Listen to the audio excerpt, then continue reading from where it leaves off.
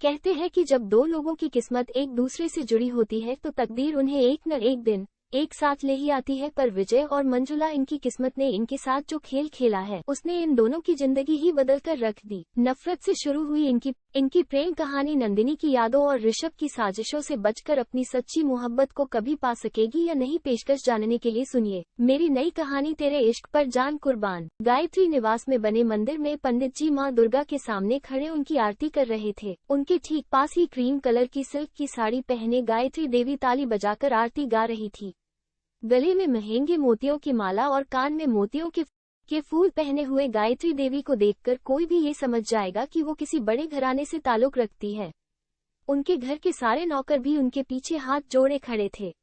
गायत्री देवी का ध्यान अपने घर के दरवाजे था। वो बार बार दरवाजे की ओर देखे जा रही थी, जैसे उन्हें किसी के आने का इंतजार हो। आरती खत्म होते ही पंडित जी ने गायत्री देवी को आरती देते हुए पूछा, गायत्री जी, आज मंजुला बिटिया अभी तक नहीं आई? गायत्री ने आरती लेते हुए कहा, हम भी यही सोच रहे हैं पंडित जी की मंजुला अब तक आई क्यों नहीं। रोज तो सुबह 6 बजे ही आ जाती, पर आज तो आरती भी खत्म हो गई पर अब तक नहीं आई। आरती खत्म होते ही पंडित जी ने गायत्री देवी को आरती देते हुए पूछा, गायत्री जी, आज मंजुला बिटिया अभी तक नहीं आई? गायत्री ने आरती लेते हुए कहा, हम भी यही सोच रहे हैं पंडित जी की मंजुला अब तक आई क्यों नहीं। रोज तो सुबह 6 बजे ही आ जाती है, पर तो आरती भी खत्म हो गई पर अब तक नहीं आई। जरूर कुछ बात है, वरना वो कभी लेट नहीं होती। इतना कहकर उन्होंने अपने नौकर रमेश की ओर देखकर कहा, रमेश, मंजुला को फोन करो और पूछो कि वो अब तक आए क्यों नहीं। जी। इतना कहकर रमेश तुरंत वहां से चला गया। गायत्री परेशान होकर लिविंग में रखे बड़े से सोफे पर बैठ गई। पास खड़ी उनकी मेड सीमा ने उनसे पूछा, दादी माँ, आपके लिए नाश्ता बना दूं? गायत्री ने बिना कोई जवाब दिए सोफे के पास टेबल पर रखे फोन का रिसीवर उठाया और नंबर डायल करने लगी। दूसरी ओर बेल बज रही थी पर कोई फोन नहीं उठा रहा था। उन्होंने फिर से कोशिश की पर इस बार भी किसी ने फोन नहीं उठाया। गायत्री देवी ने परेशान होकर रिसीवर टेबल पर रख दिया। पास खड़ी सीमा ने फिर से पूछा, दादी माँ, आपको दवाई भी तो लेनी है, मैं आपका नाश्ता बना देती हूँ। गायत्री ने गुस्से में कहा, हमें भूख नहीं है, तुम जाओ। क्यों भूख नहीं आपको? इतना सुनते ही गायत्री देवी ने दरवाजे की ओर देखा।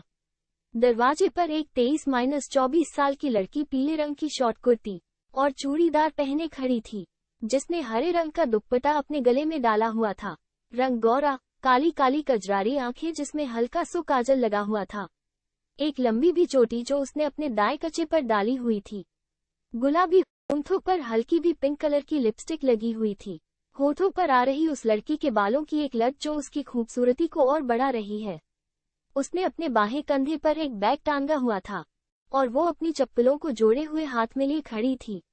गायत्री उसे देखते ही मुस्कुरा दी और बोली, मंजुला ने अपनी चप्पलें दरवाजे पर पटकी और अंदर आई। उसने गायत्री के पैर छूकर कहा, गुड मॉर्निंग दादी माँ। गायत्री ने मुस्कुराते हुए मंजुला के सिर पर हाथ फेरते हुए कहा, गुड मॉर्निंग बेटा। वैसे ये पछने हाथ में लिए क्यों खड़ी थी आप, और आज आपको इतनी देर कैसे हो गई? गायत्री ने सोफे से उठकर पूछा।